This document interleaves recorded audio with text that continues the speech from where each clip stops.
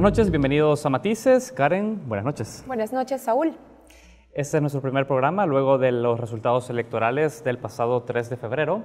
Y esta noche queremos conocer qué está ocurriendo en uno de los institutos políticos que recibió uno de los principales impactos de estos resultados electorales. Nos referimos al partido Arena, principal partido de oposición hasta el día de la fecha. Los resultados electorales del pasado 4 de marzo de 2018 también siguen consolidando Arena como la principal fuerza de oposición, al menos en el legislativo, con la cual tendrá que enfrentarse también el presidente electo Nayib Bukele.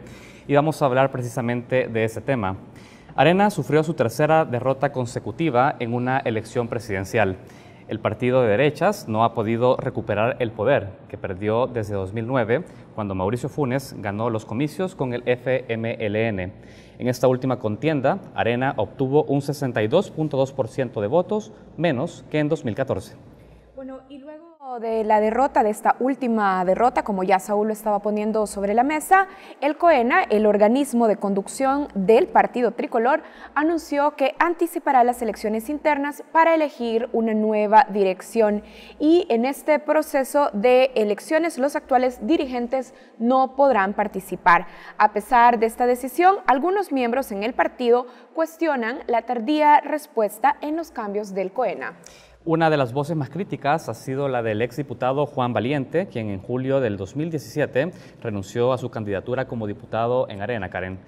Él, junto al diputado Johnny Wright, denunciaron en su momento que la dirigencia del partido político había bloqueado la inscripción de 2 de sus candidatas para ser suplentes de estas candidaturas. Y justamente hoy queremos conocer la opinión de Juan Valiente sobre los resultados electorales, las perspectivas para el nuevo COENA y, por supuesto, los retos que implica reconstruir un partido tradicional que enfrenta nuevos tiempos y desafíos en lo político.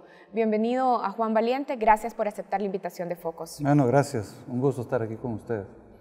Gracias por acompañarnos. Vamos a iniciar la entrevista. Tenemos distintos puntos para ir abordando. Usted ya ha dado opinión respecto a la respuesta que ha dado el COENA, tiene sus críticas al respecto. Nosotros, para empezar la entrevista, quisiéramos hacer un análisis un poco más de profundidad respecto a esos resultados. Nos llamó la atención que una de las cosas que demuestra el resultado del 3 de febrero es la capacidad de Bukele de poder cooptar votos tanto de Arena como el FMLN. Ya hemos dicho que hay una cantidad importante de gente que votó por Arena en 2014 y que en esta elección no se refleja. Y lo hace Bukele con un discurso que se despega, que dice no tengo arraigo por ninguna ideología. Y digamos, con este discurso los votantes van donde él, le ofrecen su voto, entre otros muchos elementos, pero nos llama la atención. ¿Es este elemento algo que un nuevo COENA debería considerar, Juan? ¿Usted cree que el aspecto de desarraigo ideológico es algo que el partido Arena debería considerar de cara a una reestructuración del partido? No, yo realmente creo que la ideología es necesaria en los organismos políticos y difícilmente se puede renunciar a ella.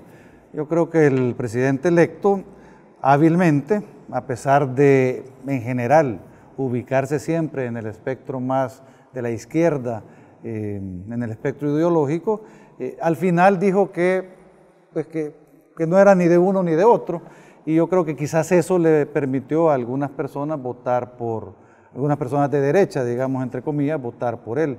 Y yo conozco a varios jóvenes, por ejemplo el caso de un amigo mío de Tepecoyo, que era de la Juventud Republicana Nacionalista, que quedó muy golpeado por el proceso cuando Mauricio Interiano decidió echar de la directiva nacional a una persona que ahora está en nuestro tiempo, y luego vino la renuncia como de 5 miembros adicionales.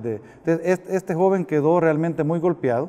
Seguimos trabajando durante varios años, pero sin embargo hace un par de meses le hablé y me dijo que él estaba ya listo para votar por Nayib Bukele, y entonces a mí me sorprendió. Fue la primera evidencia que tuve que de nuestra misma base, de nuestra misma militancia, íbamos a tener una cantidad relativamente importante de areneros que decidieran votar por un candidato como Nayib Bukele. Es decir, que usted identifica como una de las causas el hecho de que Bukele no se vistiera ideológicamente, ya ha dicho que quizás se encontraría más cercano a la izquierda, que no se haya vestido claramente con una ideología, fue lo que permitió mimetizarse y de alguna manera cooptar este voto descontento de los dos partidos políticos. Sí, estableció quizás lo relevante no en la ideología, sino en otros parámetros. Por ejemplo, fue muy hábil en sintetizar en 3 frases lo que era su campaña y frases que calaron en lo profundo de los salvadoreños, como devuelvan lo robado, que podía aplicar a cualquiera de los 3 partidos fuertes, incluyendo el de él, pero que ciertamente dañaba más al FMLN y Arena, los mismos de siempre, que también aplicaba a los 3, pero dañaba más al Frente y Arena, y el último fue Hagamos Historia. Y realmente él logró a través de esos mensajes dar una esperanza para los ciudadanos, que al final creo que fue una especie de voto de un poco de castigo, decir, bueno, como que ya robaron demasiado estos 2 y nos la vamos a jugar con el tercero, a pesar de los, digamos, de los indicios que podíamos tener y que obviamente están a la luz pública, de la mala gestión en la poca experiencia que ha tenido el presidente electo en gestión pública. Sin embargo, los salvadoreños dijeron, al final no nos importa, vamos a apostarle a este candidato. Solo para cerrar la idea con esta pregunta, yo le cuestionaba si Arena en una nueva versión no tendría que renunciar, digamos, a esta identidad ideológica tan fuerte, porque si usted ha dicho que esto le resultó efectivo a Bukele como candidato a vaciar de contenido ideológico su discurso y le generó esta cantidad de votos, tácticamente no es una estrategia que un nuevo COENA debería seguir.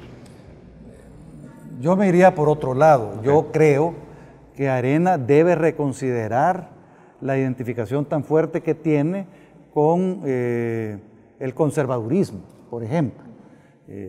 Ciertamente, los comunistas pues ya no son una realidad y una amenaza de la misma forma que eran hace más de 30 años, ¿verdad? Y entonces como que pierde relevancia. Algunos de los símbolos que han unificado al partido ya no son tan relevantes ahora como antes, y ciertamente para convertirnos en un partido moderno y atraer a sectores más amplios debemos reconsiderar posicionamientos. Yo no creo que tenemos que renunciar a ser un partido liberal, pero ciertamente tenemos que considerar que dentro del Partido Liberal, en el respeto a las libertades, hay espacio para muchos. Aunque muy liberales, tampoco ha sido el discurso del partido. No, por supuesto, pero mi tema es que la modernidad nos obliga a replantear lo que es relevante para El Salvador en el día de ahora y lo que nosotros como un partido político podemos aportar para construir realmente un mejor país. Juan, cuando usted compitió como candidato a diputado para el periodo 2015-2018, su campaña, de la que discutimos mucho, Un político menos, prometía más propuestas y menos ideología, mejores ideas y menos politiquería. Un discurso muy similar al que termina llevando a Nayib Bukele a ganar la presidencia. ¿Cuál diría usted que es la diferencia entre esa apuesta por la política que usted hacía con esta frase, un político menos, y la oferta que termina llevando a Nayib Bukele al poder? Bueno, ciertamente creería yo que nosotros tenemos concepciones diferentes sobre la economía, digamos, sobre cómo hacer crecer la economía, sobre cómo llevar más beneficio a los ciudadanos. Entonces, debe haber diferencias, aunque no han sido relevantes para la campaña política. Y yo lo que estaba queriendo decir en ese momento era que debíamos empezar la transición en Arena de considerar que la política era un asunto de privilegios y no un asunto de responsabilidades. Y entonces parte de la lucha importante que yo llevé en la Asamblea era precisamente eliminar del ser diputado todas aquellas cuestiones que a mi juicio eran abusos de los recursos públicos y que eran privilegios indebidos para personas dedicadas al servicio público. Y entonces decía yo, miren, no nos enfoquemos tanto en la ideología, porque no va a ser la ideología la que nos lleve adelante, sino enfoquémonos en las propuestas que resuelvan los problemas de los salvadoreños. Entonces yo creo que ese enfoque es correcto y sigue siendo correcto, y bueno, Sinaí Blues un poco también quiere decir que resuena en los salvadoreños. Ahora, ¿qué elementos ideológicos debería de reforzar un nuevo Arena? Este Arena por el que han estado abogando, como usted, otras voces dentro del partido, que le permitan convertirse en una oposición crítica a Bukele. Mire, nosotros cuando inició el proceso de renovación y apertura del partido en el año 2014, más o menos ahí, digamos que quizás inició antes, pero ahí se concretó el quinto Congreso Nacionalista, los lineamientos para recuperar el partido iban dirigidos a convertirse en un genuino partido liberal. Y decíamos, ante la falta de democracia, lo que tiene que hacer Arena es más democracia interna. Ante la falta de democracia, mayor y mejor institucionalidad. Volver a introducir la ética en el ejercicio político. Y entonces, esos eran como los lineamientos para realmente recuperar la mística y recuperar el espíritu de cuerpo que se estaba de alguna manera debilitando a raíz de la derrota que sufrimos en el 2009. Y yo creo que ese es el camino y sigue siendo el camino. Lo que ha habido de dificultad, y esa fue la lectura que hicimos con Johnny Wright en el 2017, porque no se trató, como algunos quisieron caracterizarlo, de un capricho sobre las candidatas a diputadas suplentes, sino que se trató de una lectura de la función que el COENA estaba realizando como un retroceso relevante y quizás... Era como ponerlo a prueba de alguna manera, eso. No, nosotros lo que estábamos leyendo es que el COENA que había entrado, en lugar de profundizar la renovación y la apertura, estaba dando marcha atrás. En lugar de promover mayor democracia, estaba limitando la democracia. En lugar de respetar la institucionalidad, estaba arbitrariamente violando los estatutos y los reglamentos del partido. En lugar de promover mayor ética, estaba siendo, por decir lo menos, siendo muy blanda respecto de los abusos abusos evidentes ahora, que funcionarios tenían en la gestión pública. Hablando del proceso interno, para entrar a esta reflexión. A ver, usted decía, por lo menos Arena tiene 5 años de haber iniciado internamente un proceso de renovación. Hasta 10 años, podríamos decir, si analizamos todas las medidas. 10 años desde que perdieron la presidencia en el 2009. Y en términos formales, podríamos decir que han hecho una serie de acciones. Cambiaron estatutos, cambiaron instancias de pesos y contrapesos, realizaron las elecciones internas para escoger a sus líderes, incluso a sus candidatos, se incorporaron nuevos rostros como el de Mauricio Interiano e incluso como usted. Y entonces, ¿por qué ese proceso de renovación en Arena, que lleva unos 5 años, no le alcanzó para recuperar la confianza de los electores? No, precisamente porque no se hizo correctamente, se convirtió en un elemento más cosmético que de realidad interna del partido. Pero de fondo, ¿qué cosas tuvieron que haber cambiado? Porque alguien que está desde afuera y que es un arenero dice, realmente hicieron una convocatoria a elección interna para elegir una nueva dirigencia, en la que sale ganador Interiano, y después se dice, hay una elección interna para definir quién es el candidato a la presidencia. Entonces, cosméticamente vemos que funciona, pero de fondo, ¿qué fue lo que falló? Bueno, yo creo que lo mismo que hizo Mauricio, lo hizo Carlos Calleja, que fue hacer una alianza indebida con los sectores del partido que estaban más comprometidos con esas prácticas oscuras para, bueno, los sectores tradicionales que están acostumbrados a vivir de la política, a dedicarse a la política, a usar la política para su beneficio personal. Y entonces nosotros encontramos, por ejemplo, la práctica en la Asamblea Legislativa del seguro privado de salud, que para mí, desde que estaba en campaña, era una cosa tan evidentemente mala o inconveniente que yo no entendía cómo seguía existiendo. Y pasamos años discutiendo en la fracción legislativa y con prácticamente todos los diputados de la fracción legislativa, había un par que estaban de acuerdo conmigo, había una cerrazón a considerar que eso debía ser puesto en la mesa para ser discutido. O sea, la gente quería conservar los mismos privilegios con los que había venido disfrutando y eso de alguna manera nos impedía dar el mensaje correcto. Nosotros le decíamos al gobierno, eviten el despilfarro, ¿verdad? Ese era nuestro discurso. Y sin embargo teníamos los pies hinchados porque hacíamos exactamente lo mismo. Y entonces yo estaba luchando porque la transformación fuera más genuina y fuera más de fondo. Tenemos que hacer una pausa en la entrevista. Sé que usted también ha traído un listado que me gustaría que podamos discutirlo y que tal vez podría reproducir de alguna manera estas prácticas indebidas con este sector que usted ha señalado. Karen, hacemos una pausa. Ya regresamos. Estamos de regreso en Matices. Esta noche estamos platicando con el exdiputado y miembro de Arena, Juan Valiente. En el bloque anterior nos decía esto: la renovación de Arena fue cosmética, y fue cosmética en parte porque tanto Mauricio Interiano, actual presidente del COENA, como su candidato Carlos Calleja hicieron alianzas indebidas con sectores que se negaban a perder sus privilegios. Esto es una de los elementos, una de las lecturas que hace sobre lo que le pasó a Arena. Pero específicamente, esto que nos decía, personas que se negaban a perder sus privilegios. ¿Qué evidencias, qué aspectos específicos debemos observar cuando hace esta formulación? Y yo creo que, aunque ustedes me están pidiendo específicos, yo creo que para los ciudadanos ha sido evidente que no ha habido cambio. O sea, si nosotros hubiéramos sido exitosos en no solo cambiar nuestro discurso, nuestra estructura legal, lo orgánico, y también hubiéramos cambiado nuestras prácticas, quizás la gente hubiera empezado a volver a confiar en los políticos y confiar en Arena. Sin embargo, dado que usted quiere más datos, por ejemplo, aquí tengo un listado reciente de los 1.153 empleados políticos en la planilla legislativa. Aquí están los empleados de todos los grupos parlamentarios, de Arena, Frente, PCN, Gana, PDC, CD, bueno, que ya no existe formalmente, y diputado no partidario. Arena tiene aquí, tiene cerca de, ya le voy a decir cuántos, 382 empleados.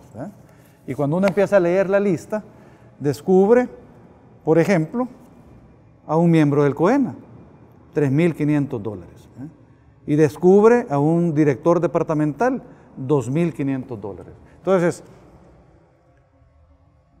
si nosotros creemos que hay que hacer un uso racional de los recursos públicos y no hay que mal utilizarlo o abusar de dichos recursos, lo menos que podemos hacer es dar el ejemplo. ¿De quiénes estamos hablando? Bueno, estamos hablando, por ejemplo, que hay 3 empleados legislativos en el COENA que se han resistido a renunciar a su puesto en la Asamblea Legislativa, aún permaneciendo en el COENA. Y los estatutos del COENA también se lo prohíben, ¿no?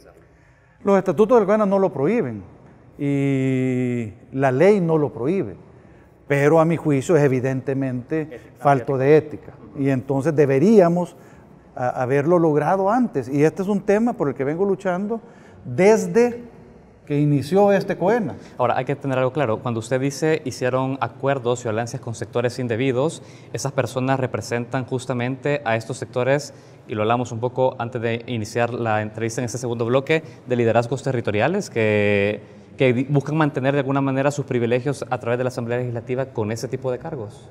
Por supuesto, yo creo que parte del problema surge de allí, y entonces cuando nosotros discutíamos este tema, por ejemplo, en algunas ocasiones, incluso con el presidente del partido, aunque nuestro código de ética dice que si hay conflicto de intereses no debo participar en las decisiones, había gente de los empleados legislativos en la discusión sin que el presidente les dijera que tenían que retirarse.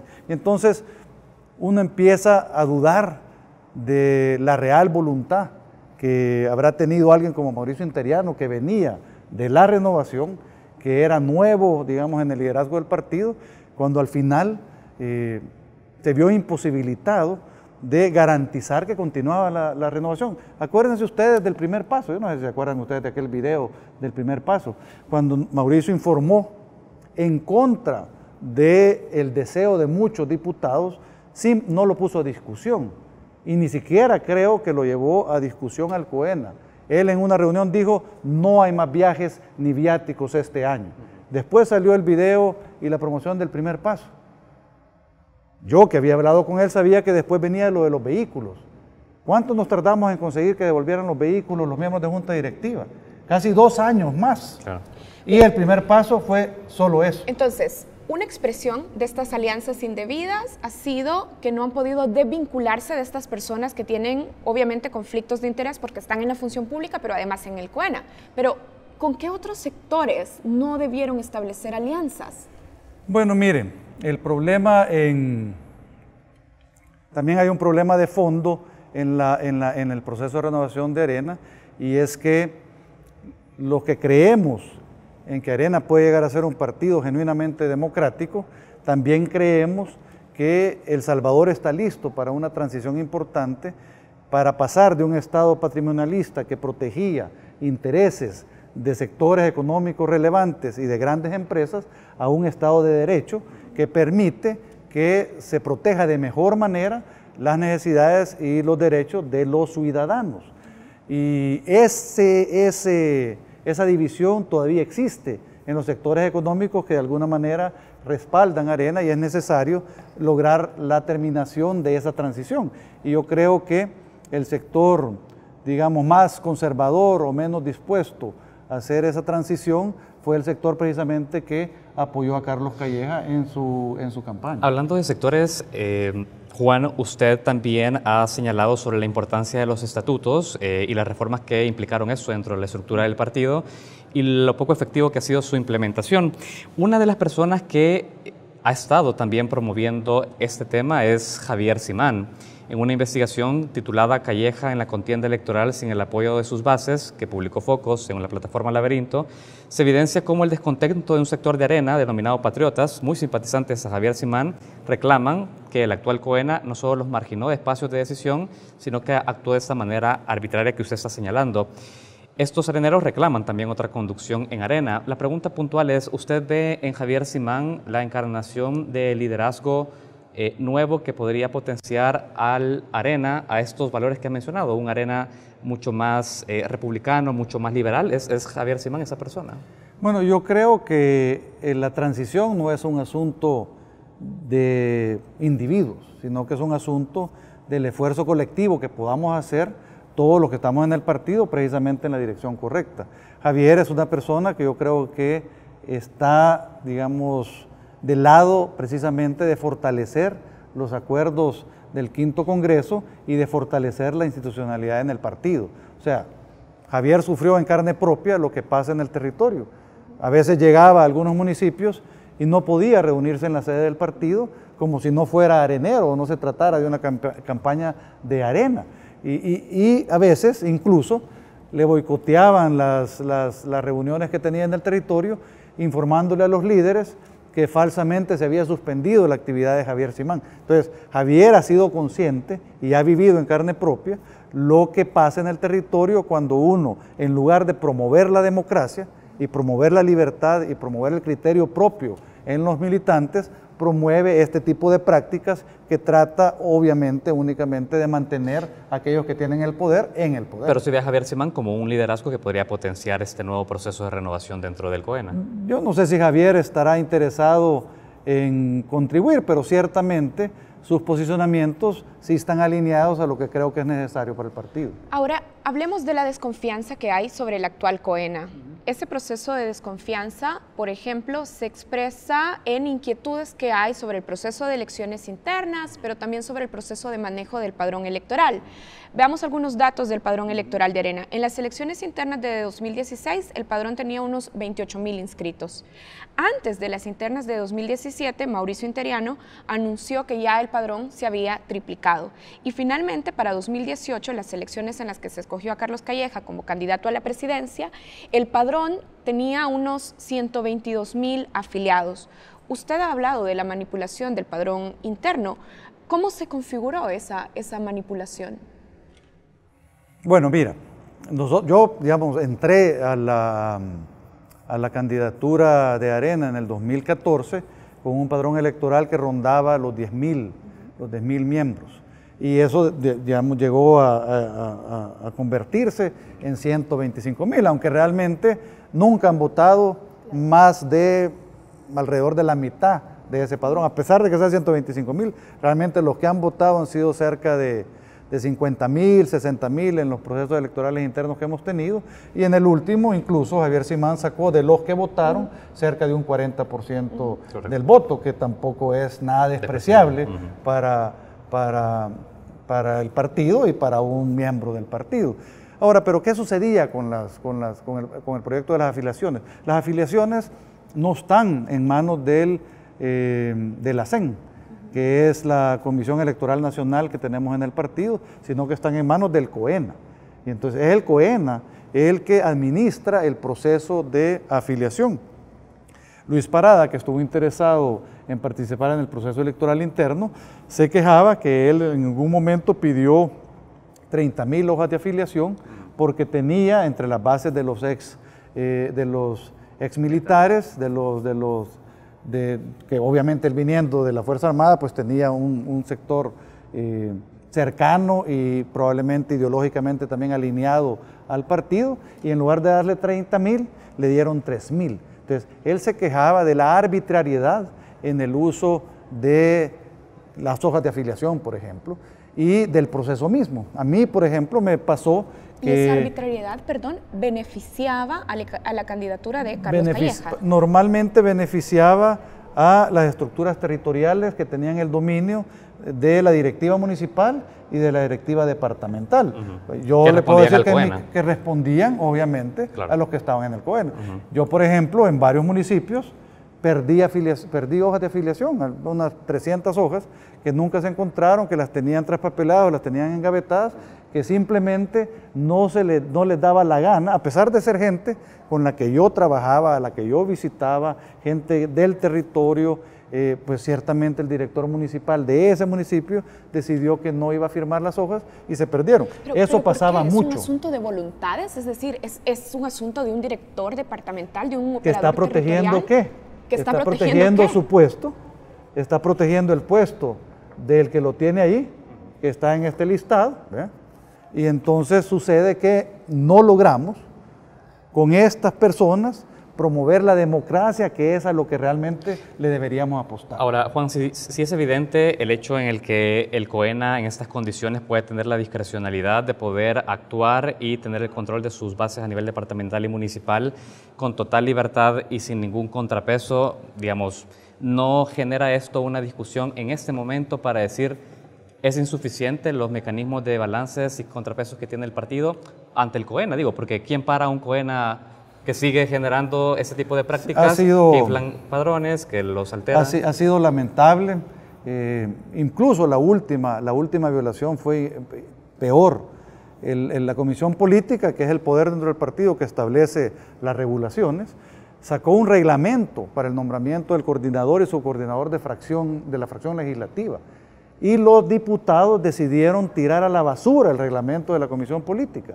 Y el COENA decidió que era correcto. Es decir, no se están aplicando ninguna de las medidas correctivas para hacer este partido más institucionalizado. Así es, por supuesto. Entonces, ahora que tenemos la oportunidad de generar una transición para recuperar el camino hacia la democracia, hacia la institucionalidad, ciertamente alguien como yo duda de la factibilidad que sea este COENA que permita que este proceso sea diferente, que sea transparente y que realmente nos lleve a la transición deseada. Casi se nos acaba el tiempo, pero usted estaba hablando sobre la necesidad de comprender la transición también hacia dejar de cooptar patrimonialistamente el Estado, pero también el partido.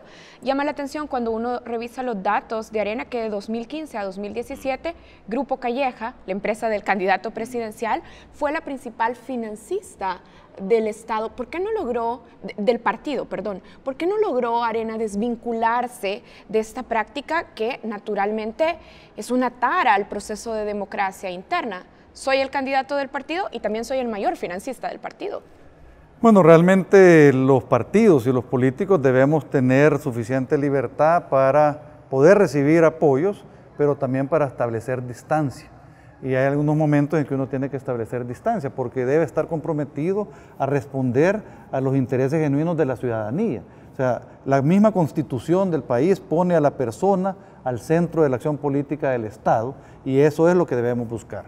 En los momentos en que hay contradicción entre el beneficio del ciudadano y el beneficio de las empresas, debería ser evidente para un partido político como Arena dónde deberíamos estar. ¿Y por qué no fue evidente? ¿Por qué no lograron esta separación? Bueno, yo creo que ha habido falta de coraje, falta de astucia, de audacia. Mire, Arena, siendo un partido, imagínense, en los años 80, siendo un partido de derecha, conservador, anticomunista, fue el partido que negoció la paz y que logró los acuerdos de paz para El Salvador. Y entonces no quiere decir que por su ideología y su posicionamiento político no pueda tomar medidas audaces. Yo siento que iniciamos el proceso de poder tomar medidas audaces en el 2014, pero lamentablemente se manipuló el proceso de renovación y apertura y perdimos velocidad, y no solo eso, sino que retrocedimos de manera importante y ahora estamos en un dilema que no sabemos si estas elecciones del 3 de febrero han sido la estocada final al partido o si todavía seremos capaces de renacer de este proceso tan difícil. A propósito de la estocada final del partido y para cerrar la entrevista, 2021, si las cosas no cambian, un votante más cercano a, digamos, valores y principios de una derecha, estarán ante la opción de votar por diputados con Arena o con Nuestro Tiempo, en caso que quieran ver en Nuestro Tiempo una alternativa. ¿Usted considera que Nuestro Tiempo está llamado a ser la fuerza que desplace a Arena en algún momento? Bueno, yo lo que he dicho al respecto es que precisamente Arena ha estado protegido porque no hemos tenido en los procesos electorales alternativas políticas similares que puedan atraer a nuestro votante. Ahora incluso alguien nada similar atrajo a parte de nuestros votantes y se fueron con Gana y con Nayib Bukele. Yo creería que si en este momento Arena no es capaz realmente de renacer, difícilmente vamos a sobrevivir un periodo electoral con Nuestro Tiempo a la par, que efectivamente creo va a resultar muy atractivo para muchos de los votantes que el partido Arena ha tenido. Muy bien. Bueno, queremos agradecerle por acompañarnos ahora y por ayudarnos con sus ideas y opiniones a comprender un poco lo que está pasando en el interior de Arena y los retos que se le vienen. Muchísimas gracias. Gracias. Muchas gracias a ustedes. Recordemos que Juan Valiente es miembro de Arena y además fue diputado por este partido en el periodo 2015-2018. Nosotros cerramos aquí este segmento de entrevista, pero ya regresamos con más contenidos.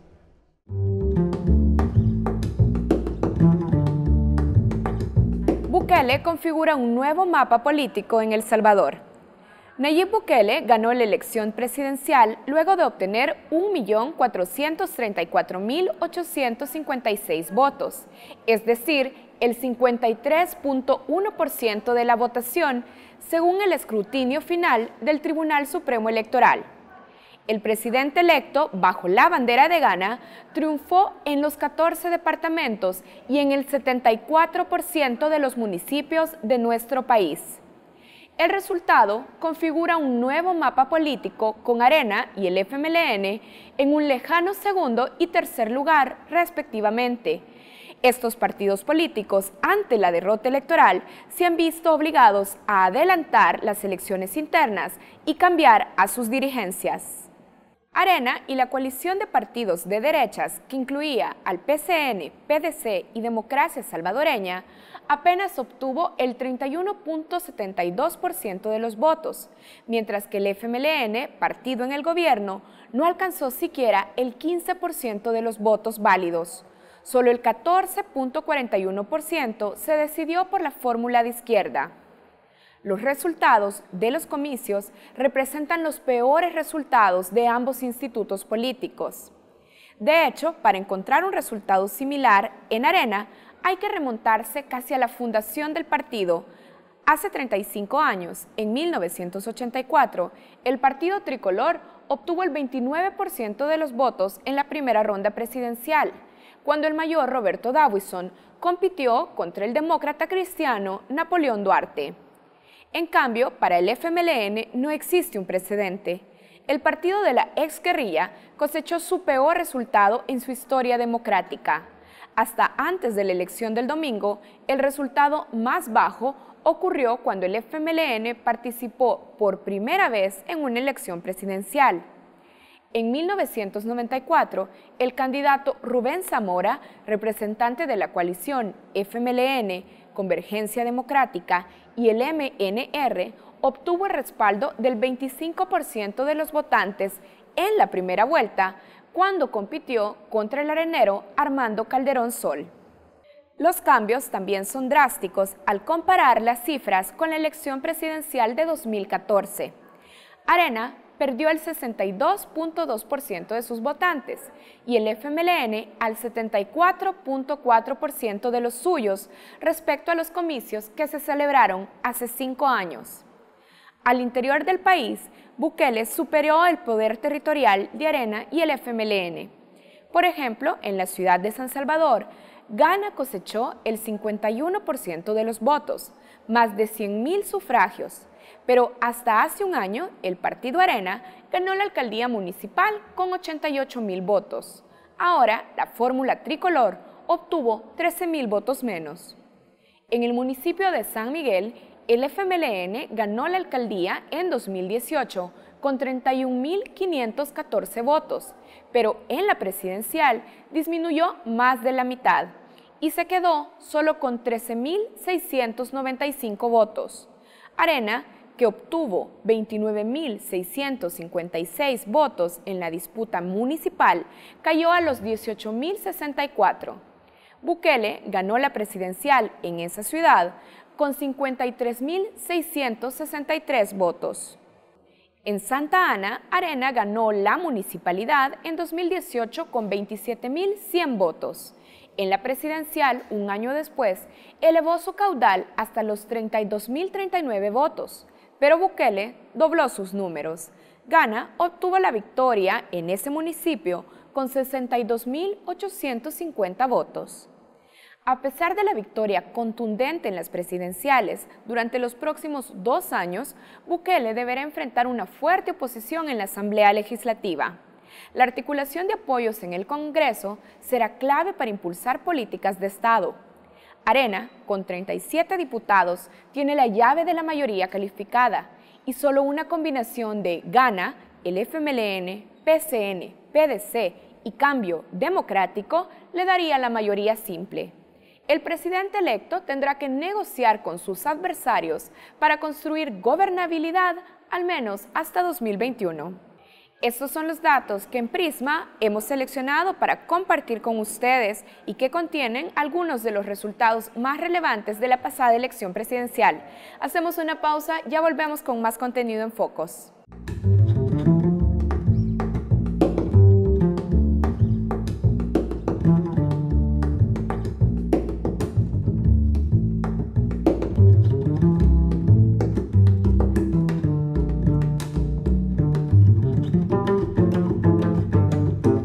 Muy buenas noches, amigos televidentes, bienvenidos a un nuevo episodio de Focos y de su segmento Zoom.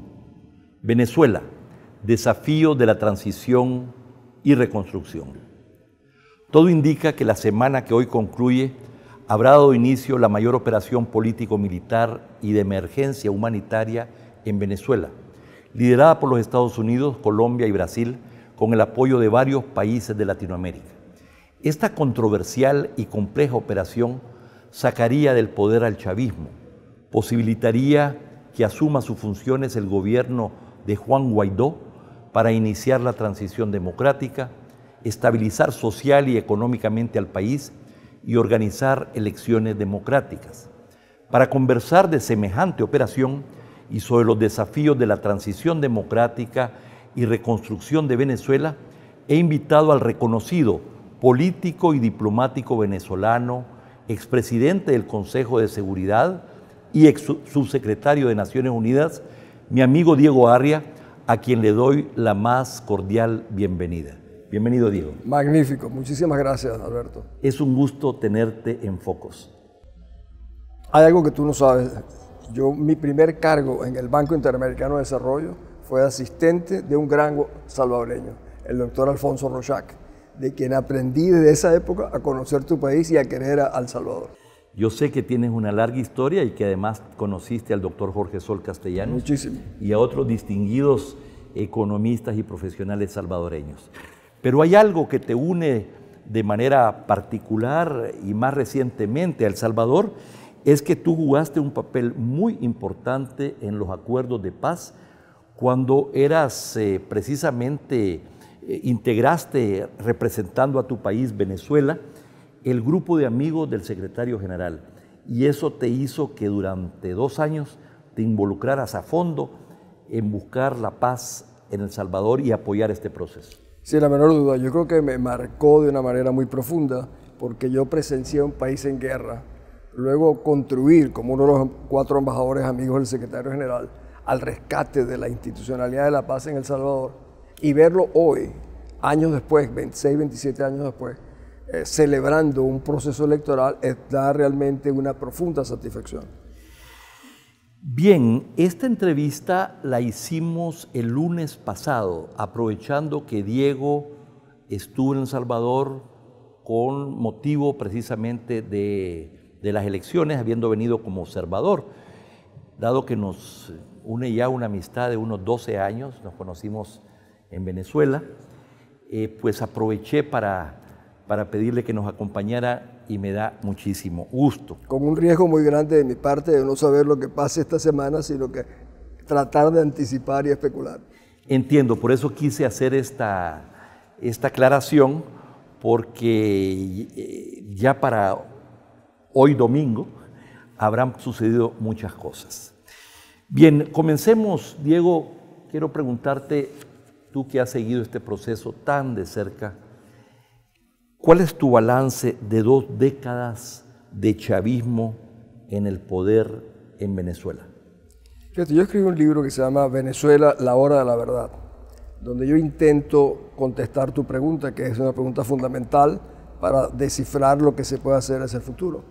Yo creo que lo peor de Chávez fue un racista. Curiosamente, en un país como el mío, tan mezclado racialmente, nosotros decimos que somos café con leche de color. Chávez introdujo el tema racial, el odio, que yo creo que ha permeado muchísimo en el país. Yo diría que ese es su peor legado, haber dividido a los venezolanos por el odio, la confrontación, que nunca fueron características ni tradicionales en mi país. Bien, pero Chávez llegó al poder con un sistema democrático de baja intensidad, llamémosle, con una situación compleja de los partidos políticos, la llamada Cuarta República, y sobre esa democracia disminuida, ¿verdad?, donde la gente llegó al hartazgo, precisamente con mucha corrupción, fue perdiendo el sistema credibilidad. Y fue así entonces que este líder, militar, ¿verdad?, era un teniente coronel, con grandes capacidades retóricas, se montó sobre esa ola de indignación y de repudio al sistema de partido y ganó las elecciones. Y en ese sentido tuvo una importante legitimidad de origen. Pues fíjate, nosotros tuvimos 40 años de democracia en la cual éramos tal vez un modelo en América Latina de progreso, de bienestar, pero los mecanismos institucionales partidistas se agotaron, como tú dices, durante los últimos años y se convirtió más para mí en una partidocracia, más que en una democracia. El control de los partidos. Hubo un presidente que incluso nombró a los 22 gobernadores de Venezuela a los secretarios generales de su partido político, algo que nunca nadie ha hecho en ningún país que yo conozca. Eso fue, sin la menor duda, minando la credibilidad, la representatividad. Pero lo que para mí fue vital, en el fondo, lo de Chávez, es que Chávez recibió un país con petróleo a $150 por barril, tú te imaginas. A mí una vez me preguntaban, ¿qué tamaño tiene Chávez? O sea, tiene el tamaño de un barril de petróleo. Pero sin la menor duda, él explotó. No era que el país no se preocupara por los temas sociales, por lo contrario, sí lo hacía, con menos recursos. Pero puso en la primera línea la discusión sobre el problema. Esa fue su gran contribución. Poner en primera línea el tema de la pobreza y de la exclusión. Pobreza, eso fue, sin la menor duda, fundamental. Y ahí vino el problema del quiebre, de que los partidos, en vez de buscar el interés nacional, cada quien se dividieron. Al punto que a Chávez no lo coronan los pobres, como la gente se podría imaginar. Lo coronan los empresarios, los más ricos, los medios de comunicación, que pensaron que era más fácil manejar a un teniente coronel morenito del interior de Venezuela que manejarse de un sistema institucional. Esa es la realidad. Si lo hubieran coronado a los pobres, Alberto, capaz de que ni siquiera se hubiese muerto. Pero Chávez no solamente entró y tuvo un discurso, cambió la Constitución, tuvo un discurso confrontativo, divisorio, pero también tuvo una visión respecto al tema de petróleo, respecto a la parte económica, la parte social, Los indicadores, con todos los problemas, pero eran bastante buenos en Venezuela cuando él llegó al poder. Y 20 años después estamos viendo que aún los logros sociales que se pudieron haber logrado con las misiones, con ese financiamiento tan importante del petróleo, ahora se revirtieron totalmente y tenemos una situación de pobreza muy grande en el país más rico de Latinoamérica. Tenemos una regresión económica y social, una inflación de más de 1.000.000% el año pasado y ahora unas proyecciones de más de 10 millones. 10 millones, sí. Entonces, con una situación sanitaria de crisis, con situación de hambre, problemas de medicinas, etc. ¿Qué pasó? ¿Qué es lo que hizo que Venezuela llegara a esta situación? Fíjate que yo creo que nadie se imaginó que hubiese suficiente talento para destruir al país más rico de América Latina, al país con las reservas petroleras más grandes del mundo, a un país que venía creciendo. ¿Cómo fue posible? ¿De dónde sacaron tanta imaginación para hacer precisamente lo que tú has señalado? Nuestra economía en los últimos 5 años ha sido liquidada en la mitad. O sea, el Producto Interno Bruto ahora es la mitad de lo que era hace 6 meses. Eso es un colapso monumental. Cuando tú ves que hoy un profesor universitario gana $15 en términos de convertibilidad, $15 mensuales. Cuando tú ves que las Naciones Unidas dicen que la pobreza extrema son $2.50, en Venezuela es 50 centavos de dólar. O sea, el cuadro no puede ser más horrible. En el fondo es como el apocalipsis, un tsunami. ¿Y qué lo provocó eso? Bueno, una visión absolutamente equivocada del país. Chávez en su vida había tenido un cargo. Lo único que había sido era jefe de lo que llaman un poco como la bodega de una delegación militar en el Apure, en Venezuela. No tienen la menor idea. Y se rodeó de un grupo de comunistas que venían pensando que podían cambiar al país y destrozaron a Venezuela. Pero yo te diría que fuera haber destrozado a Venezuela, lo peor, te repito, que hizo Chávez fue sembrar el odio, la división, que es posiblemente el mayor desafío que tendremos en el futuro. Bueno, pero algunos dirían de que el modelo rentista tan dependiente del petróleo venía desde la Cuarta República, venía de esos años también de democracia, si bien la economía se diversificó y lograron exportar más, etcétera, la dependencia del petróleo seguía siendo muy grande. Eso se reforzó aún más con Chávez, pero bueno. Sí, definitivamente. Por ejemplo, nosotros, en el primer gobierno del presidente Pérez, nacionalizamos el petróleo. Pérez decía, vamos a poner el petróleo en las manos de los venezolanos. Pasado el tiempo, uno se da cuenta que el petróleo ya estaba en manos de nuestros venezolanos en la medida en que lo manejaran las grandes empresas petroleras. Nosotros teníamos un mayor ingreso cuando lo manejaban las empresas petroleras que lo que tuvimos después. Eso es realmente algo increíble. Hoy, por cierto, una persona pone en un tuit y dice, si es verdad que los Estados Unidos solo quieren el petróleo de Venezuela, entonces sería la primera vez que en 20 años nosotros los venezolanos nos hemos beneficiado del petróleo. Pero ese colapso de la industria petrolera, mientras el petróleo, Alberto, siga siendo manejado por cada gobierno de turno en Venezuela, nunca podremos rescatar con verdadera independencia al país, porque el gobernante de turno va a tener en su control el principal ingreso del 95% y así no se puede gobernar un país. No es como lo maneja Noruega, por cierto. No, Noruega es el mejor ejemplo del mundo. Que por cierto, hablando con el embajador de Noruega en Venezuela, cuando yo era director del NDI, él me contó que el gobierno noruego puso a la disposición de Venezuela el modelo noruego de manejo de petróleo y que Chávez lo rechazó. Nosotros tuvimos un fondo de inversiones de Venezuela que era copiado del modelo noruego en el gobierno de Carlos Andrés Pérez. Tan pronto pasa esto a Caldera, etcétera, de Chávez, ellos completamente se olvidan porque quieren manejarlo directamente. Chávez, así como estábamos nosotros conversando, decía, manda 5.000 millones de dólares del Banco Central, mándamelos a mi cuenta en la presidencia. Era el manejo de una bodega que destrozaron. Pero esto duró 20 años y la pregunta es, ¿cuáles son los factores que explican que haya durado tanto? Es una mezcla de consideraciones. Yo te diría, la primera fue el colapso de la dirigencia política venezolana, que se derrumbó. De la oposición. Sí, digamos. Es que yo creo que en Venezuela no tuvimos mucha oposición, tuvimos muchas posiciones. Posiciones. Que es distinto, porque la mayoría de las posiciones sumadas, para mí, no reflejaban el interés nacional, necesariamente.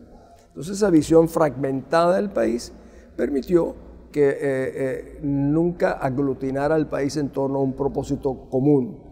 Ahora, a eso hay que sumarle la longevidad del sistema, los precios del petróleo, el entronizamiento de la casta militar, que comienza a convertirse realmente en el socio principal del régimen, porque lo involucran en toda clase de negocios, fuera de los negocios como el narcotráfico. Entonces, el régimen se monta, como diría tu amigo Napoleón, sobre las bayonetas, que es muy incómoda la posición, pero mientras tanto le dio a la clase militar, lo sacó de los cuarteles y les dio acceso nada menos que al principal patrimonio, tal vez, de América Latina. Eso, al entronizarlos a ellos, fue una causa. Hemos estado montados sobre eso, la debilidad institucional de la dirigencia política y la falta, yo diría, de verdaderos líderes, que es lo contrario de lo que sucede de repente ahora, porque las sociedades se activan cuando alguien las inspira.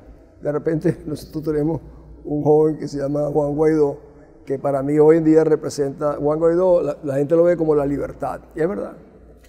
Vamos a seguir conversando de varios temas, tenemos una agenda grande y en poco tiempo cuando regresemos de este corte comercial. No nos cambien. Venezuela, desafíos de la transición y reconstrucción. Conversando con Diego Arria, reconocido político y diplomático venezolano, posiblemente latinoamericano con mayores y mejores relaciones en el mundo. Fue presidente del Consejo de Seguridad de Naciones Unidas y también secretario general adjunto para Focos. Es un gusto tener a Diego en este programa.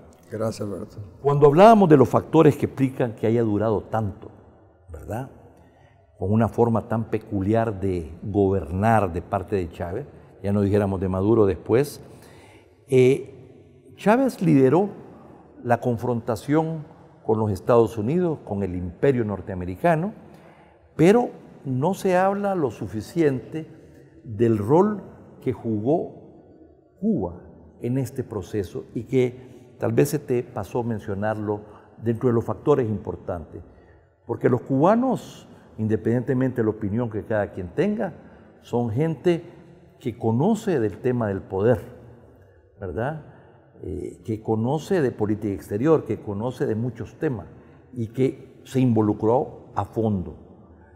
Y además recibieron aproximadamente 10.000 millones de dólares de recursos anuales en petróleo y de diferente manera, sustituyendo precisamente la ayuda de la Unión Soviética después de aquel periodo especial. Así que una palabrita sobre eso. Mira, Alberto, es casi imperdonable de mi parte que me haya pasado por encima algo que es tal vez el punto central de las razones por la cual Chávez y Maduro han podido perpetuarse en el poder.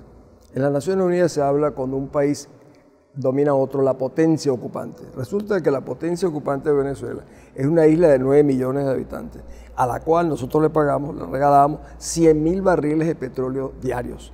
Esto es la ayuda superior incluso a la que Cuba recibía de la Unión Soviética. Los cubanos hoy en día controlan en Venezuela no solo los sistemas de inteligencia, policiales, control sobre las Fuerzas Armadas venezolanas, son los que preparan nuestros pasaportes, nuestras cédulas, manejan las notarías, los registros, controlan nuestra política exterior. O sea, es un país completamente entregado. Nosotros somos, como dijeron otros en el Consejo, un satélite de Cuba. Es una cosa realmente miserable, pero eso ha sido el factor central que han podido, torturas, persecuciones, los manejos que tiene la policía venezolana aprendidos del sistema cubano, que son expertos en esa materia. Bueno, 20 años y sin embargo el chavismo continuó reproduciéndose en el poder, hubieron manifestaciones de millones de personas, hubo elecciones, participaron, en algún momento se ganaron elecciones y no sucedió nada. Pero todo pareciera que cambió el 10 y el 23 de enero de este año. ¿Qué pasó? Fíjate, yo siempre decía que la solución de Venezuela no sería convencional. Nadie me preguntaba. Pero evidentemente lo que yo estaba diciendo, que no iba a ser por la vía electoral porque el sistema estaba controlado por el régimen, que nunca habrían elecciones libres. En el fondo yo estaba diciendo que es una mezcla de una rebelión popular o de una acción militar.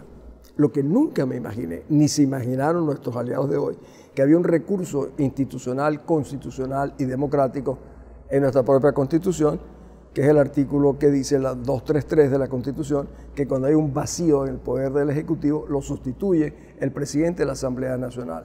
¿Y por qué hay un vacío? Porque en las elecciones fraudulentas que Maduro hizo en mayo 20 del año 2018, la comunidad internacional la consideraron fraudulenta, no la reconocían, y el 10 de enero, cuando le tocaba, según Maduro, comenzar su periodo presidencial, fue desconocido por la comunidad internacional. En este momento el mundo no estaba apoyando una insurrección de nosotros, estaba apoyando a la Constitución venezolana que ponía a Juan Guaidó automáticamente como presidente. Pero bueno, antes de eso hubo elecciones legislativas y la Asamblea Nacional la ganó por 2/3 la oposición.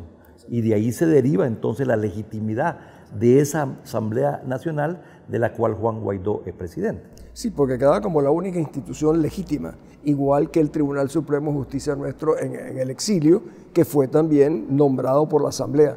Esto hace un cuadro absolutamente constitucional, pacífico, democrático, de desalojar a un régimen usurpador como hoy en día es el régimen de Maduro. Muy bien, pero bueno, O era. hay una transición, dijéramos, que tiene respaldo constitucional, legal, jurídico. Hay un enorme apoyo nacional, lo hemos visto en las manifestaciones, y algunas encuestas están diciendo que al menos habrá un 90% que están en contra de Maduro, a favor de la oposición, en fin. Hay un enorme respaldo internacional y sin embargo la gran pregunta ¿es posible la transición? ¿Es posible que asuma Guaidó la presidencia interinamente para convocar después a elecciones democráticas, etcétera? Si no hay un tipo de fuerza que los obligue a ellos a ceder la presidencia y cumplir con la Constitución.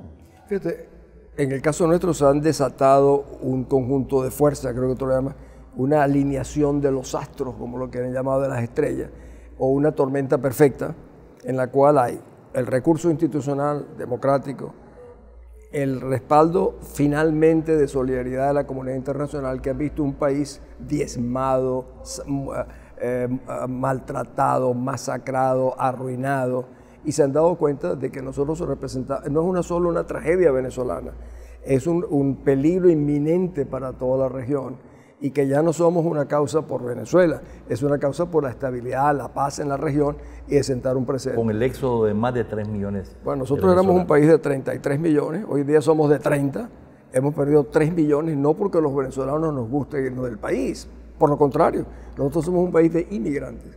Ha sido forzado por la inseguridad, la persecución, el hambre, etcétera, que ha hecho de la diáspora nuestra, ha contribuido a enriquecer a muchos países, porque la cantidad de profesionales venezolanos de todas las especialidades, yo creo que ha enriquecido a América Latina, pero nos ha empobrecido a los venezolanos para el futuro. Esa es una realidad. Pero bueno, tú tienes todas estas condiciones, un respaldo constitucional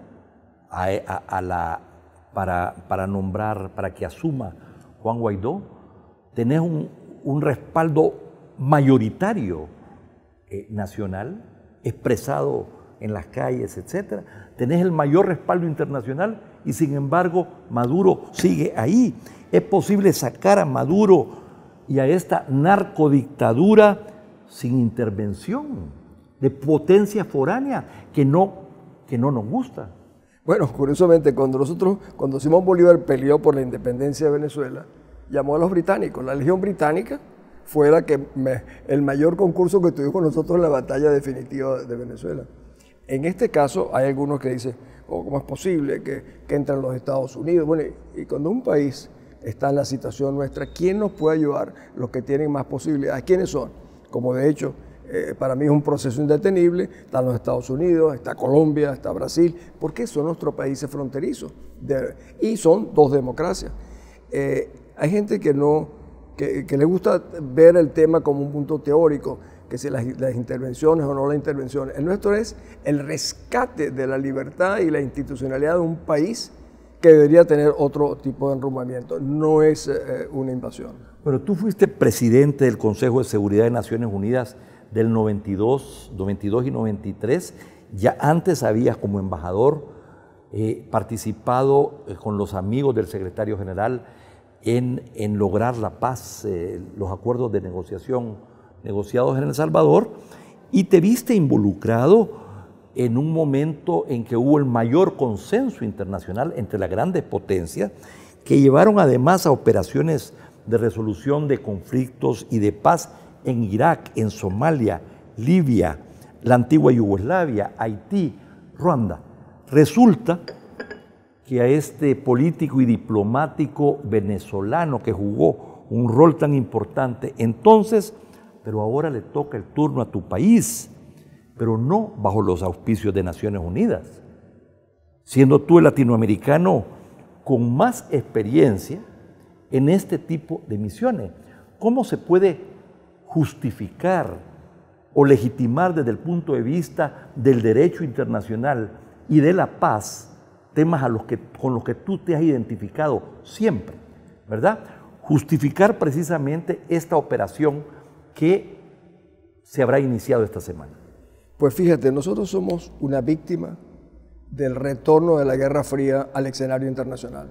Yo estuve hace 2 semanas en el Consejo de Seguridad observando cuando por primera vez se logra ingresar a Venezuela en la agenda del Consejo de Seguridad, después de una larga lucha de un grupo de países, y tú veías el enfrentamiento entre el representante ruso y chino con los Estados Unidos, y decía, caramba, yo que tantas veces intervine en nombre de mi país ayudando a otros países, veo ahora como mi país es el que tenemos que ver cómo lo rescatamos. Y tú veías el enfrentamiento de 2 potencias, China y Rusia, y los Estados Unidos, como si en el fondo nosotros fuéramos un accidente en esa discusión. Y hoy veo, el secretario general de las Naciones Unidas dice que no puede apoyar la iniciativa del rescate humanitario de Venezuela. ¿Y por qué lo dice? Bueno, en el fondo está obligado porque las Naciones Unidas no reconoce a gobiernos, sino que reconoce a estados. Y el que lo representa hasta ahora es el ex gobernante Maduro. Nosotros tenemos que introducir ante el Comité de Credenciales que nos legitimen. Pero lo que tú estás diciendo, ¿cómo es posible que la comunidad internacional, viendo tanto sufrimiento del pueblo venezolano a lo largo de todos los años, no haya intervenido? Bueno, Rusia y China han impedido a lo largo de todos estos años que Venezuela sea incluida en el Consejo de Seguridad.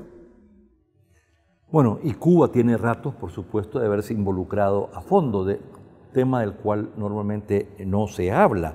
Pero fíjate, perdón que te interrumpa, los cubanos tienen mucho, tú lo has dicho antes, las delegaciones cubanas en las Naciones Unidas son muy competentes, son muy conocedores del tema del derecho internacional, conocen muy bien los mecanismos de las Naciones Unidas, tienen relaciones muy interesantes y productivas para ellos con el grupo africano, el grupo árabe, el grupo asiático. Ellos han aprendido a manejarse dentro de las Naciones Unidas de una manera excepcional y por supuesto han ejercido esas influencias en lo que te estaba relatando antes.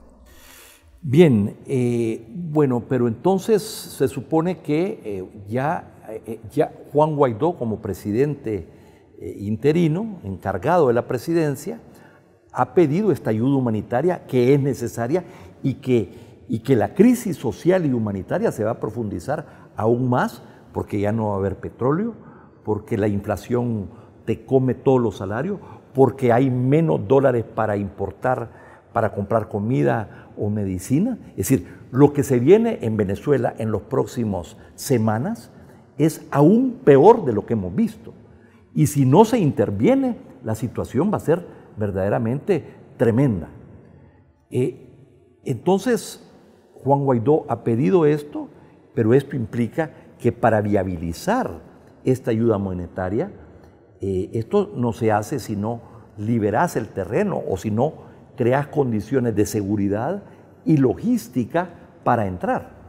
Bueno, ahí es justamente donde estamos plantados, que yo creo de una manera muy bien estructurada y comprometida.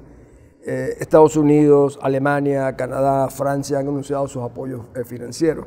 Pero no solamente eso, en el retorno, cómo se distribuye, cómo se interviene humanitariamente un país sin los cascos azules, porque esto es sin los cascos azules, esto implica un respaldo de las fuerzas militares de Colombia, de Brasil, de Venezuela en cierta medida, porque de qué otra manera va a ingresar al territorio venezolano la asistencia humanitaria, que por supuesto tendrá un efecto extraordinario en la población. No sé si decirte algo más sobre esto. Si todo esto es posible en el fondo, muchos no lo quieren reconocer, a la posición decidida que tomó el gobierno de los Estados Unidos. Cuando el presidente Trump dijo el año pasado, después de salir del Consejo de Seguridad que estaban tratando el tema de Corea del Norte, el Consejo de Seguridad norteamericano, dijo, todas las opciones están sobre la mesa, incluso la militar. Todas las potencias siempre tienen las opciones sobre la mesa. ¿Por qué él dijo la militar? Porque era el poder de disuasión de una potencia utilizando lo que es muy importante. Aquí ha habido un proceso de disuasión firme, permanente y muy claro en los Estados Unidos a todos sus niveles, que han ido, sin la menor duda, enarbolando lo que son principios fundamentales del rescate, la responsabilidad de proteger, el cumplimiento de la Carta Democrática Interamericana. Se han cumplido todos los requisitos. Hemos ido a la OEA, hemos ido al Consejo de Seguridad. ¿Qué queda para un país desesperado? La asistencia humanitaria, si es forzada y si es indispensable, hay que hacerla. Bueno, más de algunos críticos van a decir que la ayuda humanitaria es el caballo de Troya para que las fuerzas militares entren y logren desalojar por la vía militar del poder a Maduro y a toda la cúpula chavista enquistada en el poder. ¿Qué respondes? Bueno, el caballo de Troya fue un engaño.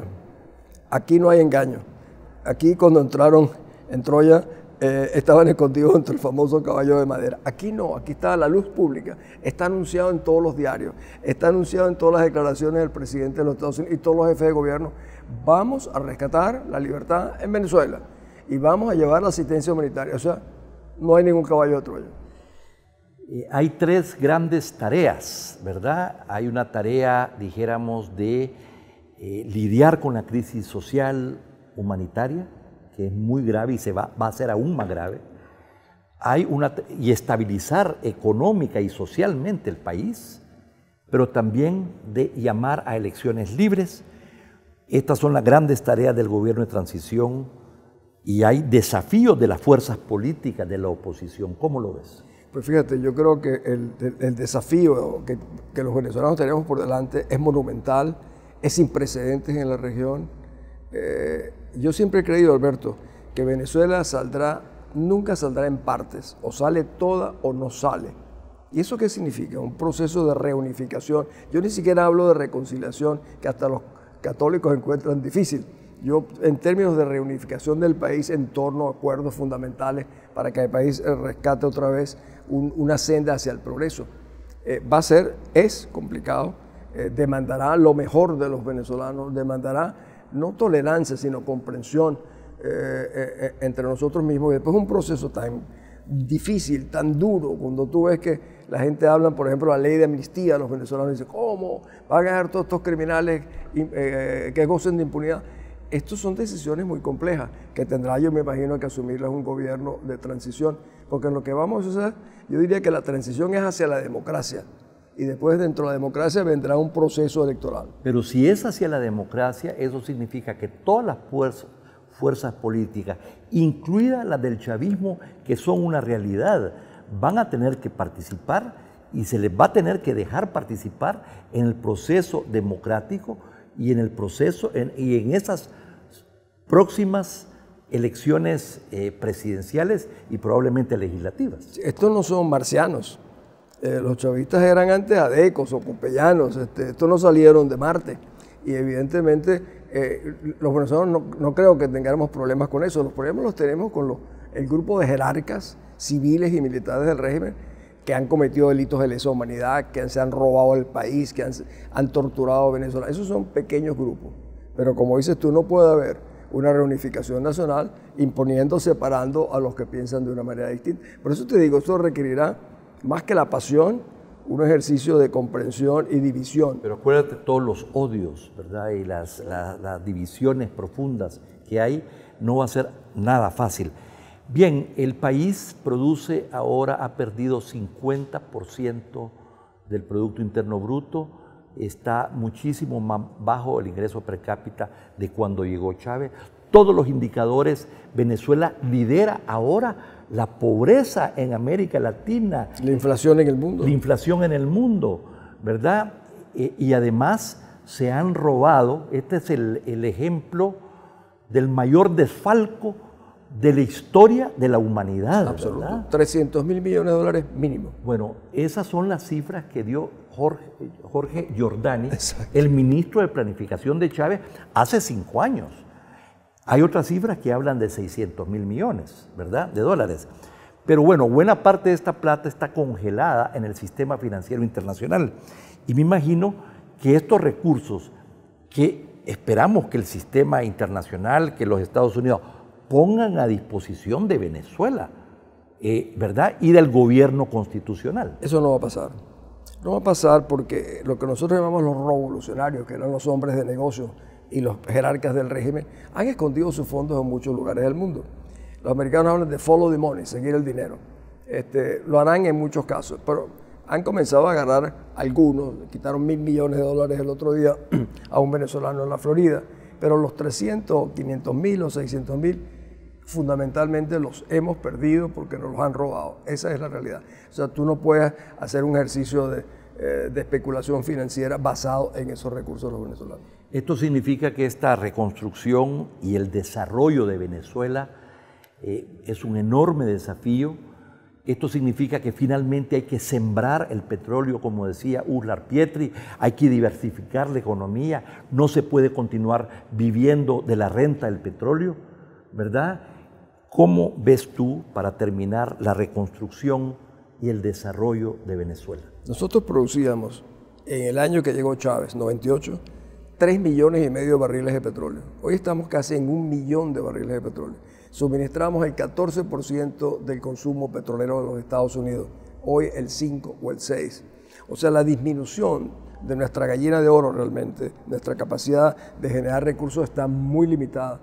Las demandas de Venezuela se calculan que nosotros necesitaremos, por ejemplo, créditos del Fondo Monetario de 60, 70 mil millones de dólares, si los pudiesen dar, de la banca internacional, de contribuciones. Esto es un esfuerzo realmente, en Venezuela hay una expresión que dice, es un esfuerzo macho, aunque es decir, un esfuerzo hembra realmente, si seamos justos, para poder realmente reenrumbar al país.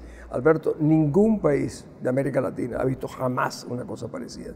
Y esto, como usted decía antes, requerirá no solamente talento, la cooperación internacional, pero también la disposición de un gobierno de transición que esté dispuesto a mirar en función del interés nacional y no de pequeños intereses. Esto es como una guerra, ¿verdad?, que dejó devastada y postrada a una nación, a la nación más rica del mundo.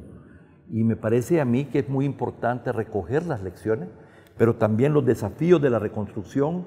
Aquí no valen, Venezuela no se puede dar el lujo de gente ligera, de gente superficial conduciendo esta nueva etapa del proceso político, o gente radical. Se necesita también un gran esfuerzo de concertación nacional e internacional para viabilizar esto, Diego. Nosotros creo, a lo largo de tantos años, no hubo un país de América Latina en el cual la Venezuela democrática no jugase un rol en la protección de sus intereses o en la promoción de sus derechos humanos, porque lo hicimos, no hay ningún país de América Latina. Sin embargo, durante muchos años sufrimos la falta de solidaridad. Hoy no, hoy estamos viendo cómo hay un retorno y montado sobre eso yo creo debe comprometer a los venezolanos aún más a responder al nivel que tú estás diciendo, a toda la disposición que la comunidad internacional, a que hombres como Luis Almagro lo vean cambiado la historia de Venezuela. Yo siempre digo en juego, pero digo en verdad, que nosotros la avenida Bolívar la debiéramos llamar en Caracas la avenida Almagro, porque es el primero que detona y pone al frente del mundo la realidad de la tragedia venezolana. Y los venezolanos fueron absolutamente solidarios en los años de la dictadura, ¿verdad? De la dictadura de Centroamérica, de la dictadura del Cono Sur. Tú mismo fuiste por iniciativa propia a liberar a Orlando Letelier, al canciller y que fue ministro de Defensa de Salvador Allende, que era tu amigo. Yo conozco la historia, ¿verdad? Y los chilenos, precisamente. Y lo hice por amigo, porque por no era ni socialista yo, ni comunista, ni cosa por el estilo. Fue por mi amigo, padrino de mi hija. Y entonces negocié con Pinochet, efectivamente lo logré sacar de la prisión de la isla de Dawson. Así también saqué a otros chilenos. Entonces hay Y a Napoleón Duarte lo tuve trabajando conmigo en Venezuela como asesor de la gobernación cuando yo era gobernador. Cuando él salió al exilio. Cuando salió al exilio. Entonces los venezolanos han sido muy solidarios, siempre, ¿verdad? Y muy solidarios con los demócratas y con gente de izquierda. Todos ¿verdad? sus gobiernos han sido Pero así. cuando llegó Chávez y con esta situación, con esta dictadura, con esta violación de los derechos humanos, hay un déficit, ¿verdad? Ha habido un déficit de las democracias latinoamericanas con Venezuela y no es hasta ahora que estamos viendo que se comienzan a arreglar cuentas con la historia. Diego, ha sido un gusto tenerte. La próxima vez que vengas a El Salvador te esperamos en Focos y quiero agradecerte tu participación esta noche. Ojalá haya estado yo bien enfocado. Muy bien enfocado. Gracias, Alberto. Muchas gracias. Gran gusto. Y a ustedes, amigos televidentes, siga en Focos, hay más contenido. Muchas gracias.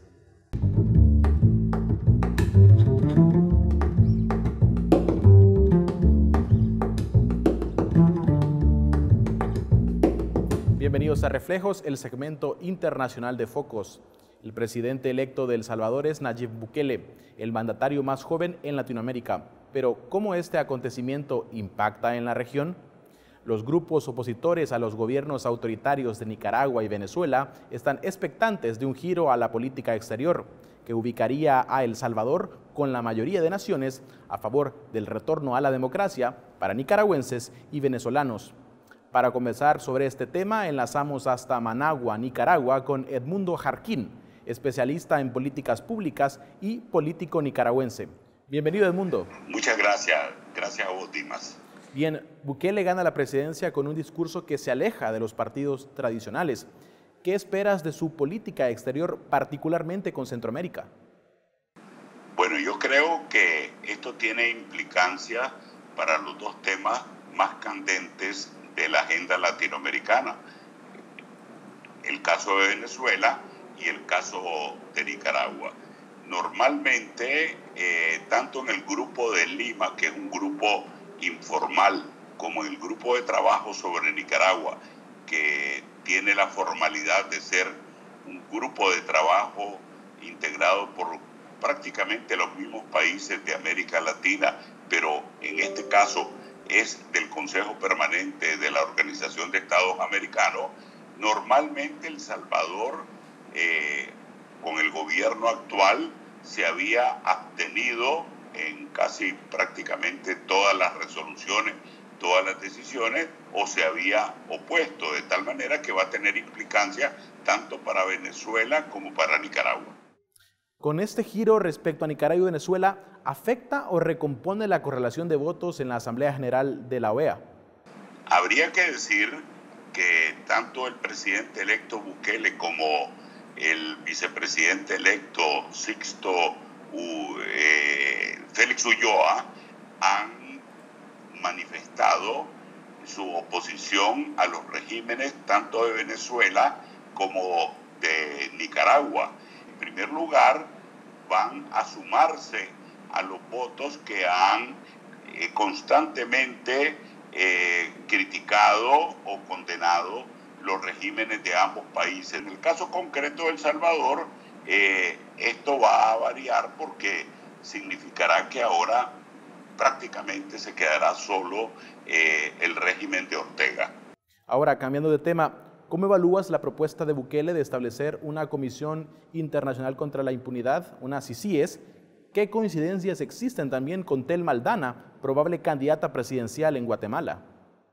En el caso del presidente electo Bukele de El Salvador, esto va a tener una trascendencia de impacto subregional, porque ya existen comisiones relativamente semejantes en Guatemala y en Honduras. En el caso de la señora Aldana, la fiscal de Guatemala, de triunfar, significaría de que, a diferencia del actual presidente Jimmy Morales, que ha cuestionado e incluso ha pretendido expulsar a la Comisión Internacional de Lucha contra la Impunidad en Guatemala, ella va a respaldarlo categóricamente. De tal manera que esto va a implicar también un cambio en la correlación con consecuencias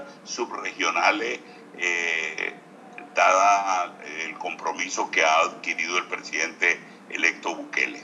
Yo creo que hay que tener presente y recordar de que su vicepresidente electo, Félix Ulloa, ha tenido la experiencia directa de Nicaragua, porque él fue representante del National Democratic Institute en Nicaragua y ha podido conocer la evolución progresiva hacia el autoritarismo y el caso de las corrupciones del régimen de Ortega.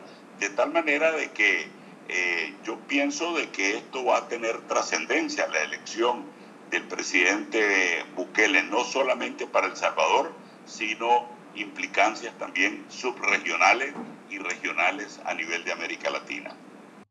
Muchísimas gracias, Mundo. Gracias por estar en Focos. Muchas gracias. Con esto concluimos Reflejos. Para ver este y otros análisis internacionales, ve a focostv.com. Ya volvemos.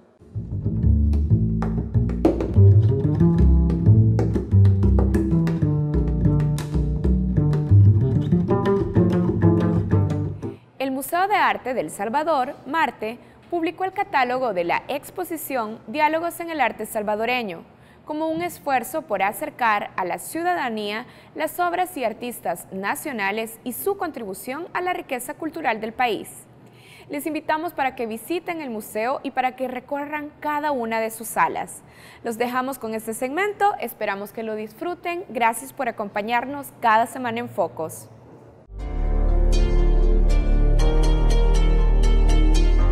Esta exposición, que lleva como título Diálogos en el Arte Salvadoreño, es un esfuerzo del Museo de Arte de El Salvador que ha llevado bastantes meses de trabajo.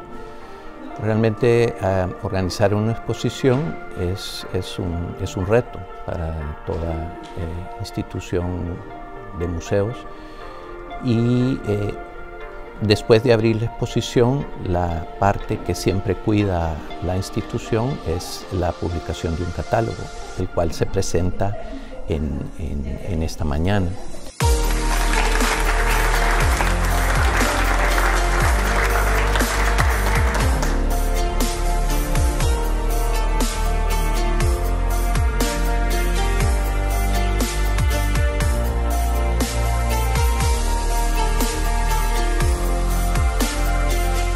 El catálogo es el producto de los textos de los curadores.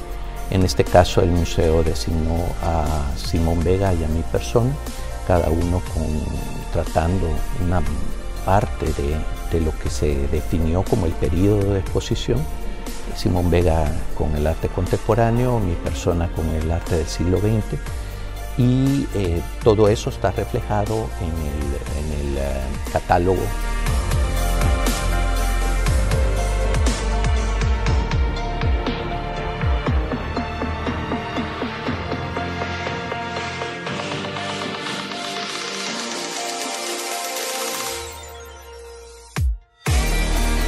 Todo este proceso, a partir de los textos de los curadores, pasa por un proceso de edición de textos, después se pasa por un proceso de revisión y posteriormente todo lo que implica el diseño gráfico y obviamente todo el proceso de impresión. Todo lleva pues constantes revisiones por parte de la institución, y por eso es un proceso en el que tenemos que poner mucho cuidado.